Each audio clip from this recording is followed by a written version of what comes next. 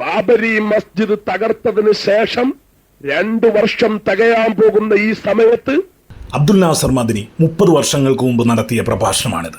അതായത് 1994-ൽ. ഇന്ന് 2024-ൽ നാം എത്തി നിൽക്കുമ്പോൾ മറ്റൊരു ബാബരി മസ്ജിദ് ആവാനായി ഗ്യാൻബാപ്പി മസ്ജിദിനെയും ഫാസിസ്റ്റ് ശക്തികൾ നോട്ടമിട്ടിരിക്കുന്ന ഈ വേളയിൽ 3 പതിറ്റാണ്ട് മുമ്പ് മഹാനായ പ്രഭാഷകൻ അബ്ദുൽ നാസർ മദനി പറഞ്ഞ വാക്കുകൾ ഏറെ പ്രസക്തമാവുകയാണ്. എന്റെ ശബ്ദം കേൾക്കുന്നതിൽ പല ആളുകളും ഉണ്ടാവും. ചിലപ്പോൾ കോൺഗ്രസിൽ ഇപ്പോഴും പ്രവർത്തിക്കുന്ന മുസ്ലിങ്ങൾ ഉണ്ടായേക്കാം. അവരെന്റെ ശബ്ദം കേൾക്കുന്നുണ്ടാകും. BJP-ക്കാർ പോലും കേൾക്കുന്നുണ്ടാവും. മുസ്ലിം ലീഗുകാർ കേൾക്കുന്നുണ്ടാകും. ഞങ്ങൾക്ക് ഈ രാജ്യത്തെ ഒരു ക്ഷേത്രവും തകർക്കാൻ ഒരൊറ്റ മുസ്ലിമും ആഹ്വാനം ചെയ്യുന്നില്ല. ഈ രാജ്യത്തെ ഒരു ഹിന്ദു സഹോദരനെയും ആക്രമിക്കാൻ ഒരു മുസ്ലിമും ആഹ്വാനം ചെയ്യുന്നില്ല. അശോക് സിംഗാൽ കൃത്യം 2 ആഴ്ച മുമ്പ് തിരുവനന്തപുരത്ത് വന്ന് പ്രസംഗിച്ച ഒരു പ്രസംഗം, ഈ രാജ്യത്ത് 3003 പള്ളികൾ നിൽക്കുന്നത് ഹിന്ദു ക്ഷേത്രങ്ങൾ തകർത്ത സ്ഥലത്താണ്. തകർക്കപ്പെട്ട 3003 ക്ഷേത്രങ്ങൾ നിന്ന സ്ഥലത്തുണ്ടാക്കിയിരിക്കുന്ന പള്ളികൾ മൊത്തം ഞങ്ങൾക്ക് അവകാശപ്പെട്ടതാണ്. എന്നാൽ ഇപ്പോൾ ഞങ്ങൾ 3 എണ്ണത്തിൽ മാത്രമേ അവകാശവാദം ഉന്നയിക്കുന്നുള്ളൂ. അതിൽ 1 എണ്ണം തകർത്തു കഴിഞ്ഞു. ബാക്കി 2 എണ്ണം കൂടി ഉടൻ വിട്ടുതരണം.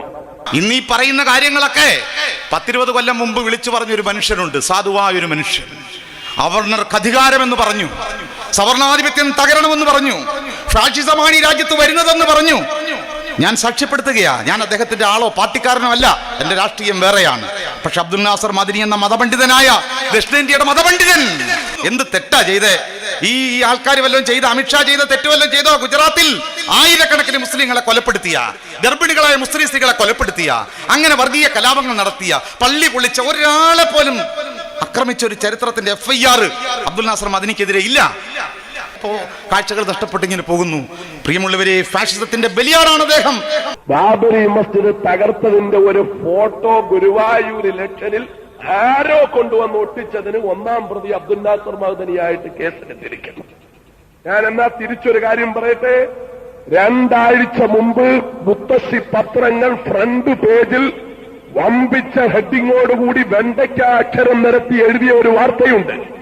അശോക് സിംഗാൽ കൃത്യം 2 ആഴ്ച മുമ്പ് തിരുവനന്തപുരത്ത് വന്ന് പ്രസംഗിച്ച ഒരു പ്രസംഗം. ഹെഡിങ് ഇങ്ങനെയായിരുന്നു: 96 മുതൽ ഗോവധം അനുവദിക്കില്ല. പശുക്കളെ ആർക്കുണ്ടാന്ന് വെച്ചാൽ വേണ്ട. പക്ഷെ അതിന്റെ താഴെ ഒരു കാര്യം പറഞ്ഞിരുന്നു. എന്താണെന്നറിയോ? ഈ രാജ്യത്ത് 3003 പള്ളികൾ നിൽക്കുന്നത് ഹിന്ദു ക്ഷേത്രങ്ങൾ തകർത്ത സ്ഥലത്താണ്. ഡൽഹി ജുമാ മസ്ജിദിലേക്ക് കടന്നു പോകുമ്പോൾ ചവിട്ടിക്കയറുന്ന ചവിട്ടുപടികളിൽ ദേവീദേവന്മാരുടെ വിഗ്രഹങ്ങളാണ് വെച്ചിരിക്കുന്നത്. ആ വിഗ്രഹങ്ങൾ കൊണ്ടാണ് ചവിട്ടുപടി ഉണ്ടാക്കിയിരിക്കുന്നത്. എന്നിട്ട് പറഞ്ഞു, തകർക്കപ്പെട്ട 3003 ക്ഷേത്രങ്ങൾ നിന്ന സ്ഥലത്തുണ്ടാക്കിയിരിക്കുന്ന പള്ളികൾ മൊത്തം ഞങ്ങൾക്ക് അവകാശപ്പെട്ടതാണ്. എന്നാൽ ഇപ്പോൾ ഞങ്ങൾ 3 എണ്ണത്തിൽ മാത്രമേ അവകാശവാദം ഉന്നയിക്കുന്നുള്ളൂ. അതിൽ 1 എണ്ണം തകർത്തു കഴിഞ്ഞു. ബാക്കി 2 എണ്ണം കൂടി ഉടൻ വിട്ടുതരണം. ഇതൊക്കെ പറയും. പക്ഷേ അബ്ദുൽ നാസർ മദനിയുടെ പേരിൽ മദനി ബാബരി മസ്ജിദ് തകർത്തത് തെറ്റാണ് എന്ന് പ്രസംഗിക്കുന്നതിന്റെ പേരിൽ നാഴികയ്ക്ക് 40 വട്ടം കേസെടുക്കുന്നു. ബാബരി മസ്ജിദ് തകർത്തതിന്റെ ഫോട്ടോ ആരോ കൊണ്ടുവന്ന് ഗുരുവായൂരൊട്ടിച്ചതിന്റെ പേരിൽ കേസെടുക്കുന്നു. എന്നാൽ ബാബരി മസ്ജിദ് തകർത്തത് ഞങ്ങളാണ് എന്നും 3003 പള്ളികൾ നിൽക്കുന്നത് ക്ഷേത്രങ്ങൾ തകർത്തിടത്തുന്നാണെന്നും പറഞ്ഞ് പരസ്യമായി വന്ന് പത്രപ്രസ്താവന നടത്തുകയും തിരുവനന്തപുരത്ത് വന്നിവിടുത്തെ മന്ത്രി പുങ്കവന്മാരുടെ ബൂക്കിന് താഴെ വന്നിട്ട് പ്രസംഗിക്കുകയും ചെയ്തിട്ട് അവനെതിരെ ഒരു കേസ് ചാർജ് ചെയ്യാനോ അറസ്റ്റ് ചെയ്ത് അരമണിക്കൂർ ജയിലിൽ വയ്ക്കാനോ കുടുംബത്തിൽ പിറന്ന ഒറ്റവരുത്തനും ഈ സംസ്ഥാനം ഭരിക്കുന്ന കൂട്ടത്തിൽ ഇല്ലാതെ പോയി എന്ന ഖേദകരമായ സത്യം എന്റെ പ്രിയപ്പെട്ട സഹോദരന്മാരറിയണം. നിങ്ങൾ നോക്കണം. കാരണം 3003 കൂട്ടത്തിൽ കാസർഗോഡ് മാലിക് ദീനാർ പള്ളി മുതൽ മമ്പുറം ജുമാഅത്ത് പള്ളി മുതൽ തിരുവനന്തപുരം ഭീമാ പള്ളി വരെയുള്ള പള്ളികൾ 3003 പള്ളികളുടെ കൂട്ടത്തിൽ കേരളത്തിൽ നിന്നും 7 പള്ളികളെ പെടുത്തിയിട്ടുണ്ട്. 3003 പറഞ്ഞല്ലോ അശോക് സിംഗാളിന്റെ ലിസ്റ്റിലെ ക്ഷേത്രങ്ങൾ തകർത്തു വെച്ചു എന്ന് പറയപ്പെടുന്ന പള്ളികൾ. കാസർഗോഡ് മാലിക് ദീനാർ റളിയല്ലാഹു തആല അൻഹു അന്ത്യവിശ്രമം കൊള്ളുന്ന തളങ്കര പള്ളിയും മമ്പുറം പള്ളിയും അവിടുന്ന് തുടങ്ങി തിരുവനന്തപുരത്ത് ഭീമാ പള്ളി വരെയുള്ള 7 പള്ളികൾ ഈ സംസ്ഥാനത്ത് നിന്നും അശോക് സിംഗാളിന്റെ ഹിറ്റ് ലിസ്റ്റിൽ പെട്ടിട്ടുണ്ട്. ബാബരി മസ്ജിദും മഅദനിയും അത് ചേർത്തേ നമുക്ക് പറയാൻ പറ്റൂ. ആ ബാബരി മസ്ജിദ് പൊളിച്ചപ്പോഴാണ് കേരള സംസ്ഥാനത്തിലെ ഉന്നതനായ മതപണ്ഡിതൻ മഹാനായ അബ്ദുൽ നാസർ മഅദനി ഒരുപക്ഷെ കേരളത്തിലെന്നല്ല ലോക ചരിത്രത്തിൽ തന്നെ ഇത്രയും ഉജ്ജ്വലനായ ഒരു വ്യക്തിപ്രഭാവത്തെ നാം ദർശിച്ചിട്ടുണ്ടാവില്ല. 6 അടി ഉയരവും 110 കിലോ തൂക്കവുമുള്ള സുന്ദരനും സുമുഖനും വായൊന്നു തുറന്നാൽ വെടിയുണ്ടകൾ ചീറിപ്പായുന്ന ലോകത്തെ ഏറ്റവും കൂടുതൽ കാലിബറിൽ ശബ്ദിക്കാൻ കഴിയുന്ന ഉജ്ജ്വലനായ പ്രഭാഷകൻ. ഏത് പാതിരാത്രിയിലും ഒരു മൈക്കും അബ്ദുൽ നാസർ മഅദനിയും ഉണ്ടെങ്കിൽ 5000 പേർക്ക് ഗ്യാരണ്ടിയുള്ള ശബ്ദം. കേരളത്തിന്റെ പള്ളി മിനാരങ്ങൾ ഉയരുന്നതിൽ വലിയ പങ്ക് വഹിച്ച ഉജ്ജ്വലനായ മതപ്രഭാഷകൻ. അദ്ദേഹത്തിന്റെ ശബ്ദത്തിന്, അദ്ദേഹത്തിന്റെ ഡേറ്റിന് കേരളം മുഴുവൻ കാതോർത്തു. ഉജ്ജ്വലനായ പ്രഭാഷകൻ ബാബരി മസ്ജിദ് പൊളിക്കപ്പെടുന്നത് വരെയും കേരളത്തിൽ അദ്ദേഹം തീവ്രവാദിയല്ല, ആണോ? അതിനുശേഷവും അദ്ദേഹം തീവ്രവാദിയല്ല. ബാബരി മസ്ജിദ് പൊളിക്കപ്പെടുന്നവരെ ഞാൻ കണ്ടിട്ടുണ്ട്. പള്ളിശ്ശേരിക്കൽ പള്ളിയുടെ ഉദ്ഘാടനത്തിന്റെ അന്ന് ഞാനുണ്ടായിരുന്നു. ബഹുമാനപ്പെട്ട Abdul Nasser Madani Thiruvananthapuram arch bishop Benedict Mar Gregorios തിരുമേനിയെയും ശ്രദ്ധേയനായ ഒരു സ്വാമിയെയും എല്ലാം വിളിച്ചു കൂട്ടിക്കൊണ്ടുവന്ന് വളരെ മനോഹരമായ ഒരു മതസൗഹാർദ്ദ പ്രസംഗം നടത്തി. അദ്ദേഹം കേരളത്തിന്റെ ഒരു മതസൗഹാർദ്ദ പ്രസംഗകനായി മുഴുവൻ ആളുകളുടെയും ആദരവും കയ്യടിയും നേടിയ അബ്ദുൽ നാസർ മഅദനി. എന്റെ ജീവിതത്തിൽ പ്രസംഗം ഒരു ആവേശമായി കത്തിപ്പടർന്നത് ബഹുമാന്യനായ അബ്ദുൽ നാസർ മഅദനിയുടെ പ്രഭാഷണത്തിൽ നിന്നാണ്. മുഴുവൻ ആളുകളുടെയും ആദരവും കയ്യടിയും നേടിയ അബ്ദുൽ നാസർ മഅദനി. വരാൻ പോകുന്ന ഇന്ത്യയെ മുൻകൂട്ടി കണ്ട് പ്രവചിച്ച മദനി ഉസ്താദിന്റെ ആ ദീർഘവീക്ഷണമുള്ള വാക്കുകൾക്കായി നമുക്ക് വീണ്ടും കാതോർക്കാം. കാശ്മീരിന്റെ നെഞ്ചത്ത് എവിടെയോ തീവ്രവാദ പ്രവർത്തനം നടക്കുന്നതിന്റെ പേരിൽ ആ തീവ്രവാദം നടക്കുന്നു എങ്കിൽ ഞങ്ങൾക്കതിനോട് യോജിപ്പില്ല. കാശ്മീർ പാകിസ്ഥാനോട് ചേർക്കാൻ ശ്രമിക്കുന്നുവെങ്കിൽ ഒരു മുസ്ലിമായ എനിക്ക് അബ്ദുൽ നാസർ മഅദനി പറയുന്നു, എന്റെ മുന്നിലിരിക്കുന്ന ആയിരങ്ങളെ സാക്ഷ്യപ്പെടുത്തിക്കൊണ്ട് അവർക്ക് വേണ്ടിയും ഈ രാജ്യത്തെ മുസ്ലിങ്ങൾക്ക് വേണ്ടിയും പറയുന്നു, കാശ്മീരിന്റെ 1 ഇഞ്ച് മണ്ണ് പോലും പാകിസ്ഥാൻ കൊണ്ടുപോകുന്നതിനോട് ഞങ്ങൾക്ക് യോജിപ്പില്ല എന്ന് വളരെ വ്യക്തമായി പറയുകയാണ്. കാരണം ഇന്ത്യയും പാകിസ്ഥാനും തമ്മിൽ വേർപെട്ടുപോയതിന്റെ ദുഃഖം അനുഭവിക്കുന്നത് ഇവിടുത്തെ മുസ്ലിം സമുദായമാണെങ്കിൽ ഇനിയും ഈ രാജ്യത്തെ മുസ്ലിം ഭൂരിപക്ഷ പ്രദേശങ്ങൾ മറ്റ് രാഷ്ട്രങ്ങളിലേക്ക് ചേർന്നു പോയാൽ അതിന്റെ ദുഃഖം അനുഭവിക്കേണ്ടി വരുന്നത് ഇവിടുത്തെ മുസ്ലിങ്ങൾ തന്നെയായിരിക്കുമെന്ന് വ്യക്തമായ ബോധ്യമുള്ളതുകൊണ്ടും ഈ രാജ്യത്തോട് കൂറുള്ളതുകൊണ്ടും വളരെ വ്യക്തമായി പറയുന്നു. ഇന്ത്യയും പാകിസ്ഥാനുമായിട്ടൊരു യുദ്ധം നടന്നാൽ ഇവിടുത്തെ പട്ടാളക്കാരെ കൊണ്ട് ഈ രാജ്യത്തിൽ തികയാതെ വന്നാൽ ഈ രാജ്യത്തെ സിവിലിയന്മാരെ ബേനസീർ ഭൂട്ടോയുടെ പട്ടാളത്തോട് യുദ്ധം ചെയ്യാൻ ആവശ്യമായി വന്നാൽ അബ്ദുൽ നാസർ മഅദനി ഒറ്റക്കാലിലായാലും ഈ രാജ്യത്തിനു വേണ്ടി പൊരുതാൻ രംഗത്തുണ്ടാകുമെന്ന കാര്യത്തിൽ സംശയം വേണ്ട. നിങ്ങൾക്ക് വേണമെങ്കിൽ മഅദനി രാജ്യദ്രോഹിയാണെന്ന് പറയാം, മഅദനി പാകിസ്ഥാൻ ചേർന്നാണെന്ന് പറയാം, മഅദനി ദാവൂദ് ഇബ്രാഹിമിന്റെ ഏജന്റാണെന്ന് പറയാം, മഅദനി ബേനസീർ ഭൂട്ടോയുടെ ബന്ധുവാണെന്ന് പറയാം. അതിലൊന്നും എനിക്ക് വിരോധമില്ല. ഇഷ്ടമുള്ളത് പറഞ്ഞോളുക. ഓരോരുത്തരും അവരവരുടെ പാരമ്പര്യം പറയുന്നു. ഇപ്പോൾ ഇന്ത്യയുടെ പ്രധാനമന്ത്രി റാവു ബാബരി മസ്ജിദ് തകർത്തതിന് ശേഷം 2 വർഷം തികയാൻ പോകുന്ന ഈ സമയത്ത് ഏതാനും ദിവസം മുമ്പ് ഡൽഹിയിൽ അദ്ദേഹത്തിന്റെ 3 വർഷത്തെ ഭരണത്തിന്റെ 3ാം വാർഷികം ആഘോഷിക്കാൻ വേണ്ടി 15 കോടി രൂപ ചെലവാക്കി 2 ലക്ഷം ആളെ പങ്കെടുപ്പിച്ചൊരു റാലി നടത്തുകയുണ്ടായി. ഇന്ത്യയുടെ പ്രധാനമന്ത്രി കാത്തുസൂക്ഷിക്കേണ്ട ചില മൂല്യങ്ങളുണ്ട്. അത് കാത്തു സൂക്ഷിക്കുന്നതിൽ നരസിംഹറാവു എന്ന ആ ഇന്ത്യയുടെ പ്രധാനമന്ത്രി പാടെ പരാജയപ്പെട്ടിരിക്കുന്നു എന്നല്ലേ നാം മനസ്സിലാക്കേണ്ടത്.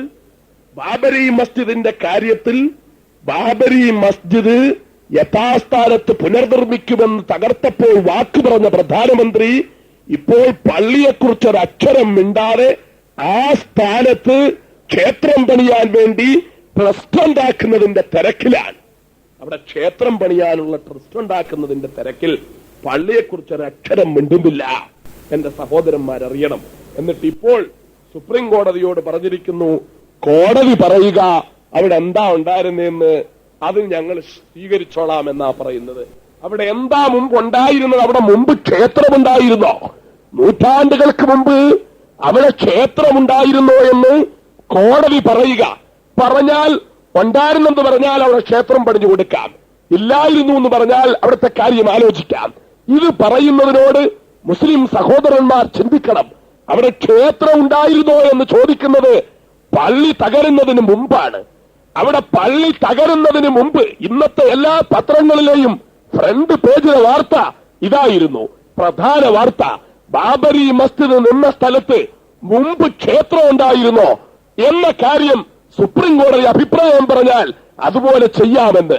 ഞങ്ങൾക്കറിയേണ്ടത് അതല്ല. അവിടെ ക്ഷേത്രം ഉണ്ടായിരുന്നോ എന്ന് പ്രധാനമന്ത്രിക്കറിയില്ല. അവിടെ ക്ഷേത്രമുണ്ടായിരുന്നോ എന്ന് ആഭ്യന്തരമന്ത്രിക്കറിയില്ല. അവിടെ ക്ഷേത്രമുണ്ടായിരുന്നോ എന്ന് ഇതുവരെ ഇന്ത്യയിലെ സുപ്രീം കോടതി ജഡ്ജിമാർക്ക് ആർക്കും അറിയില്ല. എന്നാൽ സുപ്രീം കോടതിക്കറിയാം അവിടെ പള്ളി ഉണ്ടായിരുന്നു 465 കൊല്ലമെന്ന്. ഇവിടുത്തെ പ്രധാനമന്ത്രിക്കറിയാം അവിടെ പള്ളി ഉണ്ടായിരുന്നു എന്ന്.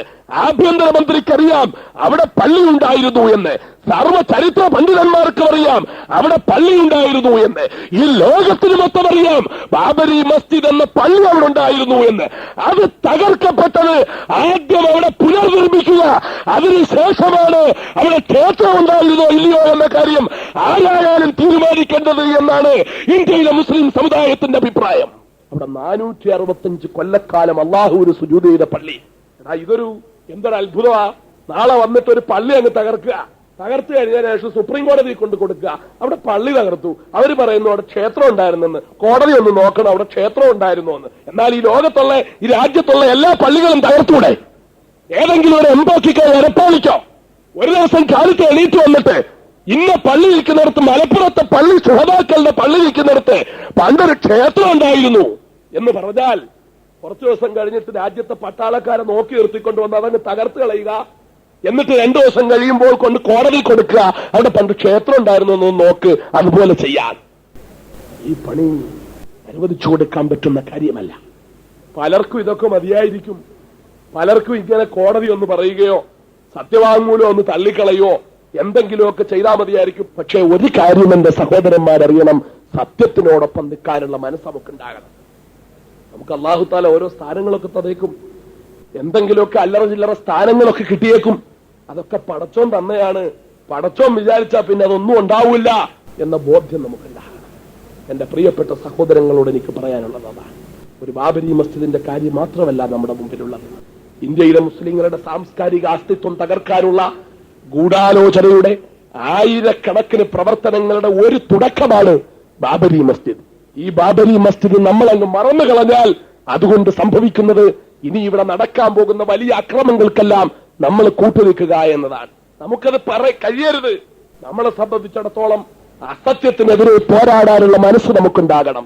നമ്മുടെ സഹോദരന്മാരും സഹോദരിമാരും ഏറ്റവും അവസാനം ഭദ്രാവതി മുതൽ അങ്ങോട്ട് കടന്നാൽ മുമ്പൊക്കെ ഞാൻ പറയുന്നത് പോലെ ആസാമും ഭിവണ്ടിയും ഗുജറാത്തും ജംഷഡ്പൂരും ഗോഹട്ടിയും വാരാണസിയും അയോധ്യയും അലിഗറും അഹമ്മദാബാദും മീററ്റും ബഗൽപൂരും ജബൽപൂരും ബിജ്നോറും ഇതെല്ലാം നമ്മുടെ മുന്നിൽ ജീവിക്കുന്ന ഉദാഹരണങ്ങളാണ്.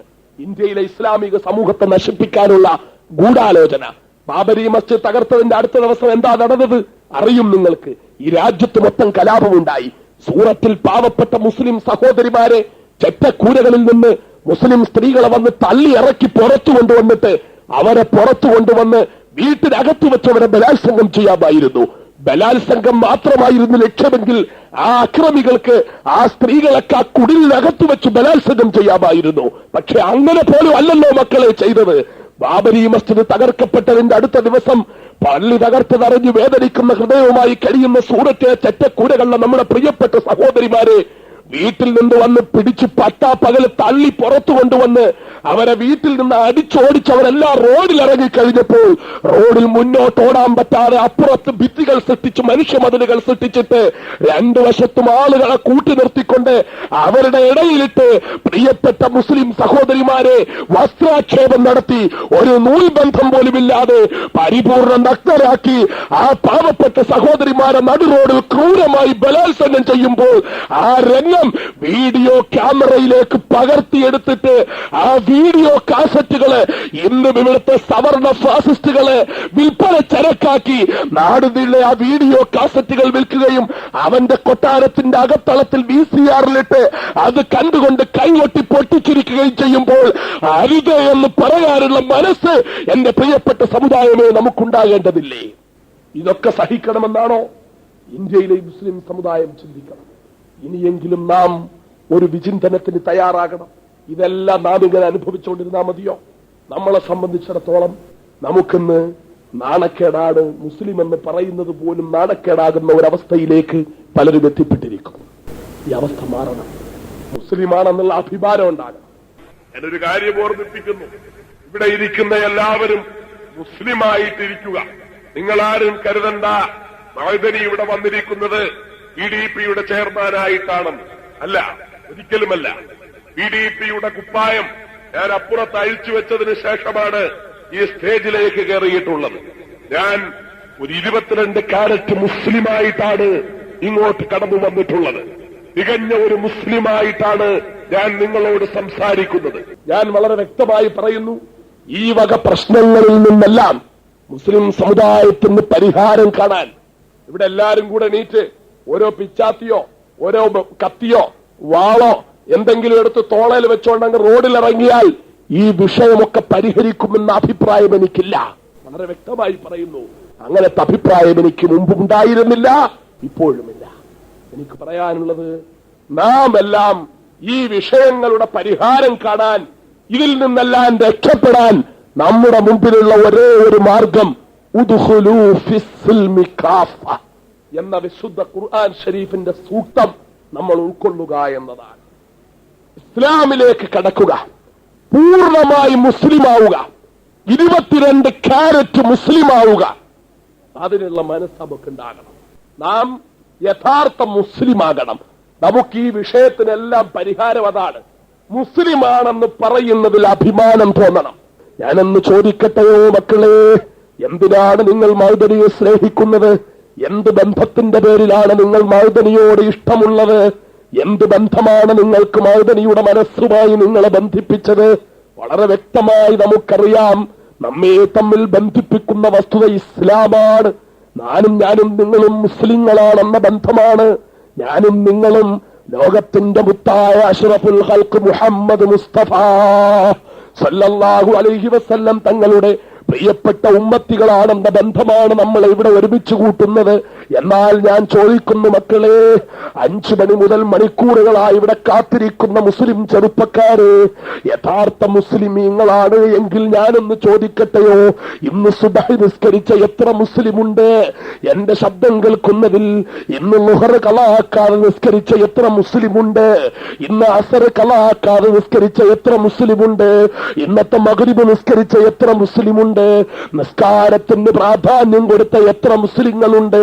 കൃത്യമായി നമസ്കരിച്ച് അള്ളാഹുവിന്റെ ദീനിന്റെ വിധിവിലക്കുകൾ പാലിച്ച് മഹാനായ അഷ്റഫുൽ ഖൽഖ് മുഹമ്മദ് മുസ്തഫ സല്ലല്ലാഹു അലൈഹി വസല്ലം തങ്ങളുടെ യഥാർത്ഥ ഉമ്മത്തിയാണ് ഞാൻ.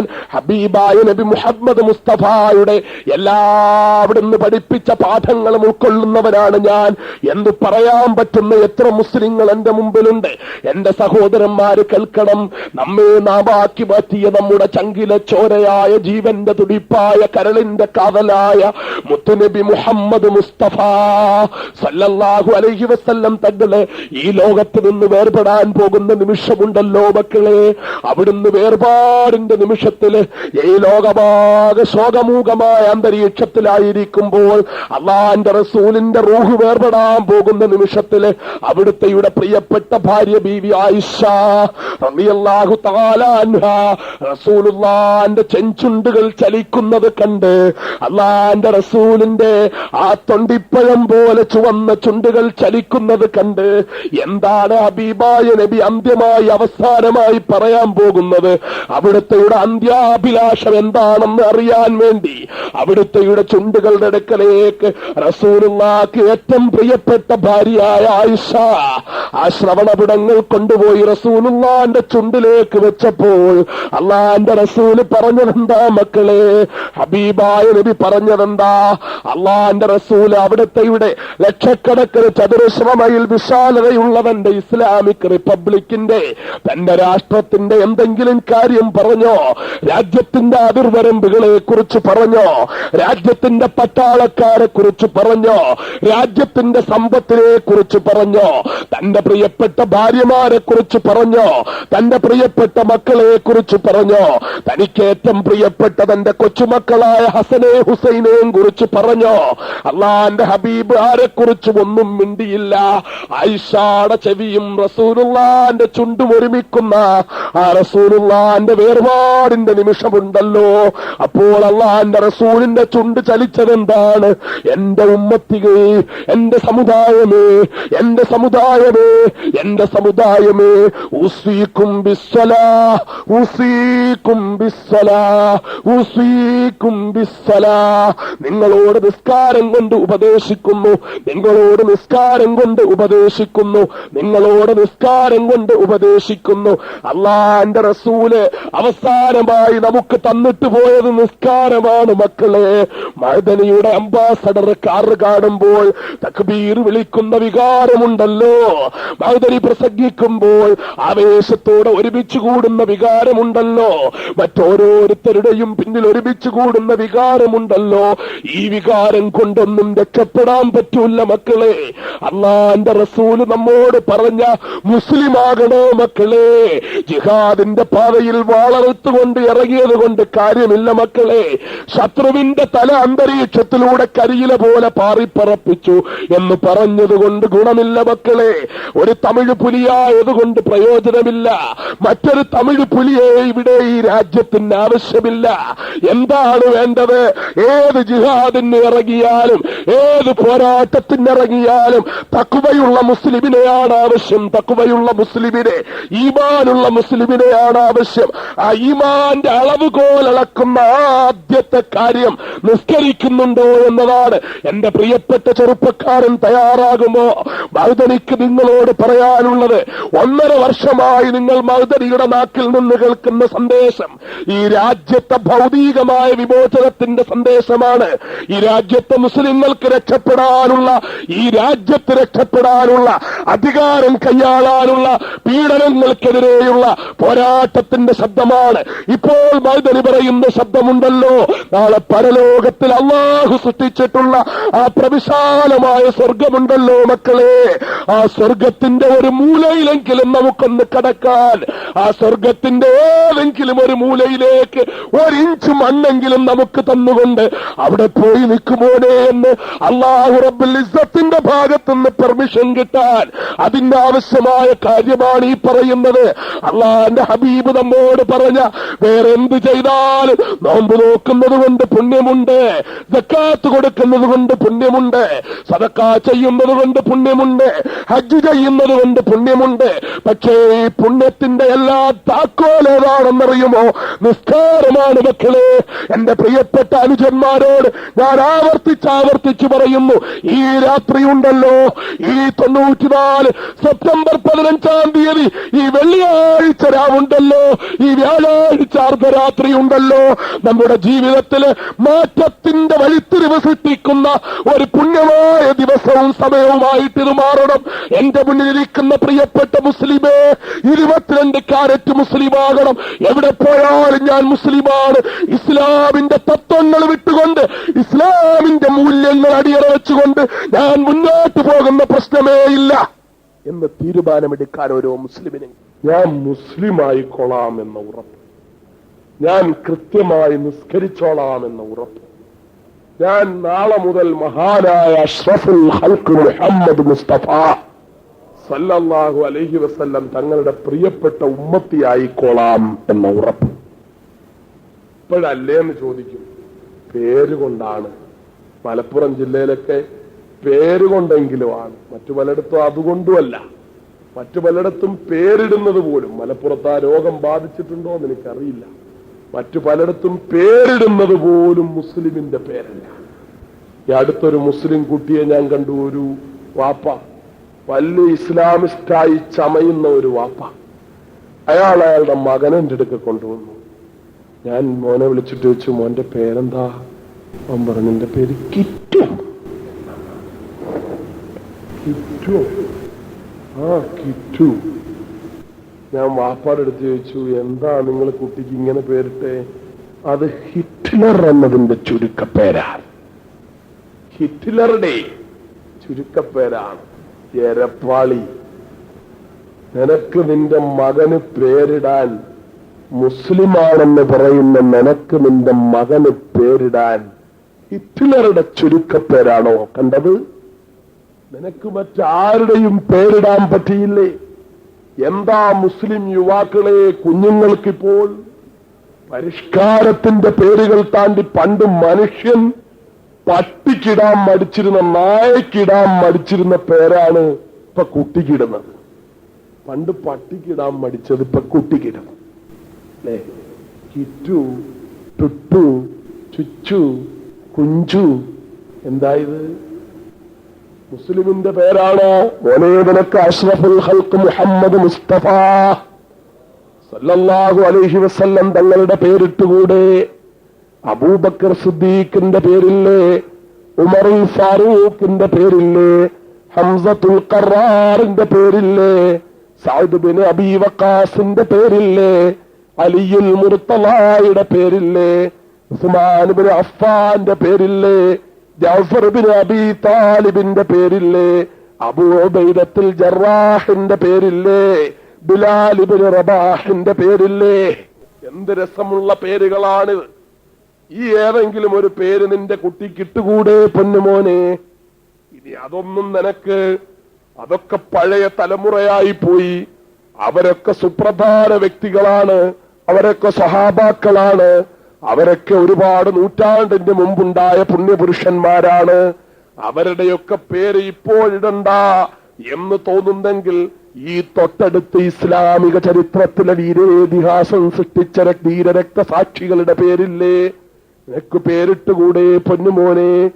മുസോളിനിയുടെ പട്ടാളത്തോട് സന്ധിയില്ലാ സമരത്തിൽ ഏർപ്പെട്ട അവസാനം മുസോളിനിയുടെ പതിറ്റാണ്ടുകളുടെ പോരാട്ടത്തിന് ശേഷം മുസോളിനിയുടെ പട്ടാളത്തിന്റെ കുടുക്കിൽപ്പെട്ട് പിടിച്ചു കൊണ്ടുപോയി കോടതിക്ക് മുന്നിൽ ഹാജരാക്കിയപ്പോൾ കോടതിയുടെ മുന്നിൽ നിർത്തിക്കൊണ്ട് നിങ്ങളെ തൂക്കിക്കൊല്ലാനാണ് തീരുമാനം, പക്ഷേ ഒരിളവ് നിങ്ങൾക്ക് തരുന്നു, നിങ്ങൾ ഇതുവരെ ചെയ്തതൊക്കെ തെറ്റായിപ്പോയെന്നും ഇനി ഈ തെറ്റ് ചെയ്യുകയില്ലെന്നും ഇനി ഞാൻ ഈ പോരാട്ടത്തിൽ നിന്ന് മാറിക്കൊള്ളാമെന്നും പറഞ്ഞാൽ നിങ്ങളെ വെറുതെ വിടും, അല്ലെങ്കിൽ നിങ്ങളെ തൂക്കിക്കൊല്ലുമെന്ന് പറഞ്ഞപ്പോൾ ഞാൻ ഇവിടുന്ന് പുറത്തു പോയെന്ന്, ഞാൻ ഇവിടെ വരുന്നത് വരെയും ചെയ്തതെല്ലാം ശരിയായിരുന്നു എന്നും ഇനി ഞാൻ ഇവിടുന്ന് പുറത്തു പോയാൽ അത് തന്നെ ഞാൻ ആവർത്തിച്ചു കൊണ്ടിരിക്കുമെന്ന് ഉറക്കെ പ്രഖ്യാപിക്കുകയും അവസാനം മിനിറ്റുകളുടെ വാദം കേട്ട ശേഷം തന്നെ തൂക്കിക്കൊല്ലാൻ വേണ്ടി വിധിച്ചപ്പോൾ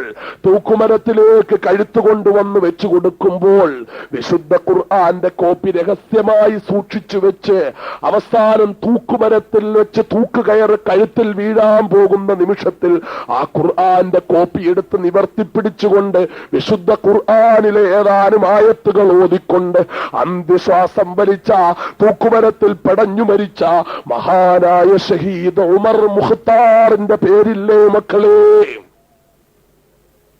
യുദ്ധത്തിന്റെ ഖുദ്സിന്റെ മോചകൻ മഹാനായ സലാഹുദ്ദീൻ അയ്യൂബിയുടെ പേരില്ലേ മക്കളെ? സൂര്യനസ്തമിക്കാത്ത സാമ്രാജ്യത്തിന്റെ സർവാധിപതിയായ വെള്ളക്കാരന്റെ കുഞ്ചിരോമം പിടിച്ചു കുലുക്കിക്കൊണ്ട് രാജ്യത്തിനു വേണ്ടി ധീരധീരം ഗർജിച്ച് രക്തം ഛർദിച്ചു മരണപ്പെട്ട മഹാനായ മൗലാന മുഹമ്മദ് അലി ജൗഹറിന്റെ പേരില്ലേ മക്കളെ? ഈ പേരൊക്കെ ഇട്ടാ പോലെ മക്കൾക്ക്. അതുകൊണ്ട് മലപ്പുറം ജില്ലയിൽ ഈ ഇസ്ലാമിക നാമങ്ങൾ വിട്ടുകൊണ്ടുള്ള എന്തെങ്കിലും ചലനങ്ങൾ എവിടെങ്കിലും ഉണ്ടായിട്ടുണ്ടെങ്കിൽ ഇവിടെ ഇരിക്കുന്ന ആരുടെയെങ്കിലും കുട്ടികൾക്ക് ദീനിന്റെ ന്യായീകരണവും നീതീകരണവും ഇല്ലാത്ത പേരുകൾ ഇട്ടിട്ടുണ്ടെങ്കിൽ ആ പേര് ഇന്ന് രാത്രിയിൽ മാറ്റണം. ഇന്ന് രാത്രി മാറ്റണം, നാളത്തേക്ക് വേണ്ടി മാറ്റിവെക്കരുത്. ഈ മക്കൾ നാളെ പരലോകത്ത് വരും എന്ന് ഓർമ്മ. ഞാൻ പറഞ്ഞു വന്ന കാര്യം, എന്റെ പ്രിയപ്പെട്ട സഹോദരന്മാർ, പേരിലും പ്രവൃത്തിയിലും എവിടെയും ഞാനൊരു മുസ്ലിമാണെന്ന് പറയാനുള്ള ചങ്കൂറ്റമുണ്ടാകണം. അള്ളാഹുവിന്റെ ഖുർആൻ ചോദിച്ചത് അതല്ലേ? വമൻ അഹ്സനു ഖൗലൻ മിമ്മൻ ദആ ഇലല്ലാഹ്. അള്ളാഹുവിന്റെ മാർഗത്തിലേക്ക് ക്ഷണിക്കുന്നവനേക്കാൾ നല്ല വാക്ക് പറയുന്നവൻ ആരാണുള്ളത്? വഅമില സ്വാലിഹ, സൽപ്രവർത്തികൾ ചെയ്യുന്നവനേക്കാളും. വഖാല ഇന്നനീ മിനൽ മുസ്ലിമീൻ, നിശ്ചയം ഞാൻ മുസ്ലിമാണ് എന്ന് ചങ്കൂറ്റത്തോടെ പറയുന്നവനേക്കാൾ നല്ല വാക്ക് പറയുന്ന ആരെങ്കിലും ഈ പ്രപഞ്ചത്തിലുണ്ടോ? അല്ലാഹുവിന്റെ ഖുർആൻ ചോദിക്കുന്നു. കറങ്ങുന്ന കസേരയിൽ വൈറ്റ് ഹൗസിൽ ഇരിക്കുന്ന ബിൽ ക്ലിന്റന്റെ മുമ്പിലായാലും, ഫഹദ് ബിൻ അബ്ദുൽ അസീസിന്റെ മുമ്പിലായാലും, ഹുസ്നി മുബാറക്കിന്റെ മുമ്പിലായാലും, ഹുസൈൻ രാജാവിന്റെ മുന്നിലായാലും, ജാബിർ സബാഹിന്റെ മുന്നിലായാലും, സദ്ദാം ഹുസൈന്റെ മുന്നിലായാലും, ബേനസീർ ഭൂട്ടോയുടെ മുന്നിലായാലും, ബിഗം ഖലിദ ആസിയായുടെ മുന്നിലായാലും, നരസിംഹറാവുവിന്റെ മുന്നിലായാലും, ലാൽ കൃഷ്ണ അദ്വാനിയുടെ മുന്നിലായാലും, അടൽ ബിഹാരി വാജ്പേയിയുടെ മുന്നിലായാലും, അശോക് സിംഗാളിന്റെ മുന്നിലായാലും, സുപ്രീം കോടതിയുടെ മുന്നിലായാലും, ഹൈക്കോടതിയുടെ മുന്നിലായാലും, എവിടെയായാലും ഇന്നീമിനൽ മുസ്ലിമീൻ, നിശ്ചയം ഞാനൊരു മുസ്ലിമാണെന്ന് ഉറക്കെ പറയാനുള്ള അഭിമാനം എന്റെ പ്രിയപ്പെട്ട പൊന്നുമക്കളെ നമുക്കുണ്ടാകണം. ആ ബോധം, ആ ചിന്ത, ആ ഉറപ്പ്, ആ തീരുമാനം നമ്മൾ ഇന്നുണ്ടാകണം. എവിടെ പോയാലും മുസ്ലിമാണ്. ഇന്ന് മുസ്ലിമിന് അപകർഷതാബോധമാണ്. അവൻ ഇന്ന് മുസ്ലിമാന്ന് പറയാൻ നാണക്കേടാണ്. ഒരു ഓഫീസിലെ ക്ലർക്കായി ജോലി കിട്ടിയാൽ ആ ക്ലർക്കായ മുസ്ലിമിനെ കൊണ്ട് അവന്റെ സമുദായത്തിനൊരു ഗുണമില്ല. കാരണം അവൻ എന്തെങ്കിലും ചെയ്തു കൊടുക്കണമെന്ന് വിചാരിക്കും, അവൻ അപ്പുറം ഇപ്പുറം നോക്കും, എന്നെ വർഗീയവാദിയാന്ന് ആരെങ്കിലും പറഞ്ഞു കളഞ്ഞാലോ. ഒരു മുസ്ലിമായ പോലീസ് ഓഫീസർ ഉണ്ടോ? അവനെ കൊണ്ട് ഒരു ഗുണവുമില്ല. അവൻ പ്രത്യേകിച്ചൊന്നും ചെയ്യണ്ട. ആ നീതി അത് നടപ്പിലാക്കാൻ പോലും മുസ്ലിമിന്റെ കാര്യത്തിൽ തയ്യാറാകത്തില്ല. കാരണം എന്താ? ഞാൻ വർഗീയവാദിയാന്ന് പറഞ്ഞു പോയാലോ. മുസ്ലിം MLA ആയാലും തഥൈവ, മുസ്ലിം മന്ത്രിയായാലും തഥൈവ, എല്ലാവർക്കും മുസ്ലിമാണെന്ന് പറയാൻ സമുദായത്തിന്റെ പ്രശ്നങ്ങളിൽ ശ്രദ്ധ ചെലുത്താൻ ബുദ്ധിമുട്ടാണ്. കാരണം എന്താ? അതുകൊണ്ട് വർഗീയവാദിയാന്ന് പറഞ്ഞു പോയാലോ. എല്ലാവർക്കും സെക്കുലാരിസത്തിന്റെ വക്താക്കളായി, മതേതരത്വത്തിന്റെ ജീവിക്കുന്ന ഉദാഹരണങ്ങളായി, ദേശീയ മുസ്ലിങ്ങളായി വാഴ്ത്തപ്പെടാനുള്ള മോഹമാണ്. എന്നെ ദേശീയ മുസ്ലിമാണ്. ഇപ്പൊ എല്ലാരും മത്സരിക്കല. ഞാൻ മതേതരവാദിയായി, ഞാൻ മതേതരവാദിയായി, ഞങ്ങളുടെ എല്ലാം മതേതരവാ, എല്ലാം മതേതരവാ, എല്ലാം മതേതരവാ. എന്താ ഈ മതേതരം? എന്താ ഈ മതേതരം? മുസ്ലിമാണെന്ന അഭിമാനത്തോടെ പറയുന്നത്, ദാടി വെക്കുന്നത്, തൊപ്പി വെക്കുന്നത്, നിസ്കരിക്കുന്നത്, ദീനിനു വേണ്ടി ശബ്ദിക്കുന്നത്, അതിന്റെ പേരിൽ ആരെങ്കിലും വർഗീയവാദി എന്ന് വിളിക്കുന്നെങ്കിൽ, മൗലികവാദി എന്ന് വിളിക്കുന്നെങ്കിൽ വിളിച്ചുകൊള്ളൂ എന്ന് പറഞ്ഞ് അവരുടെ മുഖത്ത് നോക്കി വിരല് ചൂണ്ടി സത്യത്തിന്റെ ശബ്ദം ഉറക്കെ വിളിച്ചു പറയാനുള്ള അഭിമാനം ഓരോ മുസ്ലിമിനും ഉണ്ടാകണം. ദീനിന് എവിടെങ്കിലും കുഴപ്പമുണ്ടായാൽ, അള്ളാഹുവിന്റെ ദീൻ എവിടെങ്കിലും നശിപ്പിക്കപ്പെടാൻ ശ്രമിച്ചാൽ, അള്ളാഹുവിന്റെ പള്ളികൾ എവിടെങ്കിലും തകർക്കപ്പെടാൻ ശ്രമിച്ചാൽ, അതിനെതിരെ അള്ളാഹുവിന്റെ ദീനിൽ എവിടെങ്കിലും കുഴപ്പമുണ്ടാകും, അധികാരി വർഗം എവിടെങ്കിലും കുഴപ്പമുണ്ടാക്കുന്നു എന്ന് കണ്ടാൽ അതിന്റെ മുന്നിൽ സന്ധിയില്ലാ സമരത്തിൽ ഏർപ്പെടാനുള്ള ചങ്കൂറ്റം ഓരോ മുസ്ലിമിനും ഉണ്ടാകും. എല്ലാവർക്കും രാജ്യത്തിന്റെ മൊറോക്കോ മുതൽ ഇന്തോനേഷ്യ വരെ നീണ്ടുകിടക്കുന്ന പ്രവിശാലമായ ഇസ്ലാമിക് റിപ്പബ്ലിക്കിൽ ആകമാനം, അതുപോലെ ഈ രാജ്യത്തിന്റെ, ഈ ലോകത്തിന്റെ മുക്കുമൂലകളിൽ എവിടെല്ലാം മുസ്ലിമുണ്ടോ ആ മുസ്ലിമിന് ആകമാനം ഒരൊറ്റ നേതാവേ ഉള്ളൂ. ആ നേതാവിന് വേണ്ടി ഉറക്ക സിന്ദാബാദ് വിളിക്കാനുള്ള മനസ്സ് നമുക്കുണ്ടാകണം. ആരാണ് ആ നേതാവ്? അഷ്റഫുൽ ഖൽഖ് മുഹമ്മദ് മുസ്തഫ. ഞാൻ പ്രവാചകന്റെ പേര് പറയാം, ഉറക്ക സ്വലാത്ത് ചൊല്ലുക. മൽഹറുല്ലത്തമായ റസൂലുള്ളാഹി, സ്വാദിഖുൽ മസ്ദൂഖായ റസൂലുള്ളാഹി, ഷഫീഉൽ മുദ്നിബീൻ റസൂലുള്ളാഹി, സ്വാഹിബുൽ ബുർഹാനി റസൂലുള്ളാഹി, മുഹദ്ദിദു ജിഹാത്തിൽ അദാലത്തി റസൂലുള്ളാഹി, വഖാതമു ഫസിർ റിസാലത്തി റസൂലുള്ളാഹി, മർകസു ദായിറത്തിൽ ഫുതുവത്തി റസൂലുള്ളാഹി, വബദറു സമാഇൻ നുബുവത്തി റസൂലുള്ളാഹി, റഹ്മത്തുൽ ലിൽ ആലമീൻ റസൂലുള്ളാഹി, റാഹത്തുൽ ലിൽ ആശിഖീൻ റസൂലുള്ളാഹി, യാ മൻ അയ്യദഹുല്ലാഹ് യാ മുഹമ്മദുർ റസൂലുള്ളാഹ്, യാ മൻ സയ്യനഹുല്ലാഹ്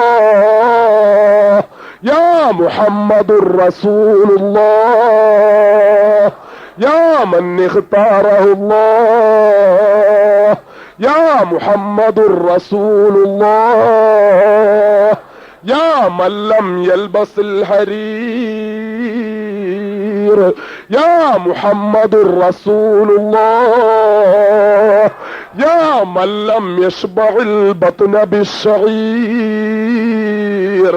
യാ മുഹമ്മദുർ റസൂലുള്ളാഹ് يا من اختار السرير على الحرير يا محمد رسول الله يا من لم ينم على الحرير يا محمد رسول الله കാരുണ്യത്തിന്റെ കടലായ റസൂലുള്ളാഹി പ്രപഞ്ചത്തിന്റെ ഉടലായ റസൂലുള്ളാഹി വിശ്വമാനവികതയുടെ വിമോചകനായ റസൂലുള്ളാഹി അടിച്ചമർത്തപ്പെട്ട അടിമവർഗത്തിന്റെ മോചകനായ റസൂലുള്ളാഹി കുഴിച്ചു മൂടപ്പെട്ട സ്ത്രീത്വത്തിന്റെ വിമോചകനായ റസൂലുള്ളാഹി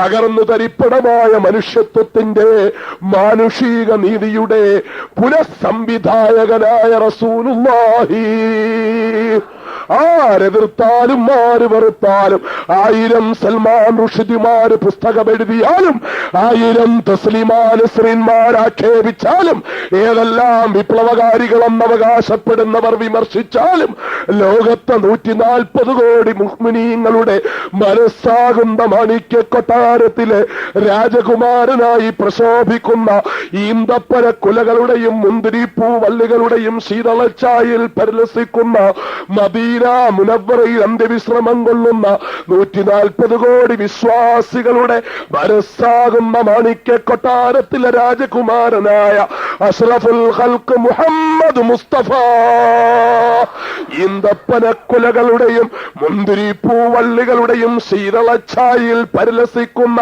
മദീന മുനവ്വറയിൽ അന്ത്യവിശ്രമം കൊള്ളുന്ന മുത്തുനബി മുഹമ്മദ് മുസ്തഫ 14 നൂറ്റാണ്ടിന് മുമ്പ് അറഫാത്തിൽ വെച്ച് ഈ സമൂഹത്തിന് ഏൽപ്പിച്ച അത്യുന്നതമായ ആദർശമുണ്ടല്ലോ, ആ ആദർശത്തിന്റെ സാക്ഷാത്കാരത്തിന് വേണ്ടി ആര് ഏൽപ്പിച്ച ആദർശത്തിന്റെ സാക്ഷാത്കാരത്തിന് വേണ്ടി ഞങ്ങൾ ഞങ്ങളുടെ ജീവൻ കൊടുക്കാൻ പ്രതിജ്ഞ എടുത്തിരിക്കുന്നു. ഞങ്ങൾ ഞങ്ങളുടെ സർവ്വതും സമർപ്പിക്കാൻ പ്രതിജ്ഞ എടുത്തിരിക്കുന്നു. ആ അത്യുന്നതമായ ആദർശം ഞങ്ങൾക്ക് സമ്മാനിച്ച ഞങ്ങളുടെ ചങ്കില ചോരയായ ജീവന്റെ തുടിപ്പായ കരളിന്റെ കാതലായ മുത്തുനബി മുഹമ്മദ് മുസ്തഫ അള്ളാഹു കാത്തുരക്ഷിക്കട്ടെ. മക്കളെ, നമ്മളെ എല്ലാം കാത്തുരക്ഷിക്കട്ടെ. ഇനിയുള്ള നിമിഷങ്ങൾ നാം അനാശാസ്യ പ്രവണതകളിൽ നിന്ന് വിട്ടുനിൽക്കുക, അനിസ്ലാമിക പ്രവണതകളിൽ നിന്ന് വിട്ടുനിൽക്കുക, തെറ്റുകളിൽ നിന്ന് അകന്നു നിൽക്കുക, തഖ്വയുള്ളവരാകാൻ ശ്രമിക്കുക. അള്ളാഹു തൗഫീഖ് ചെയ്യട്ടെ.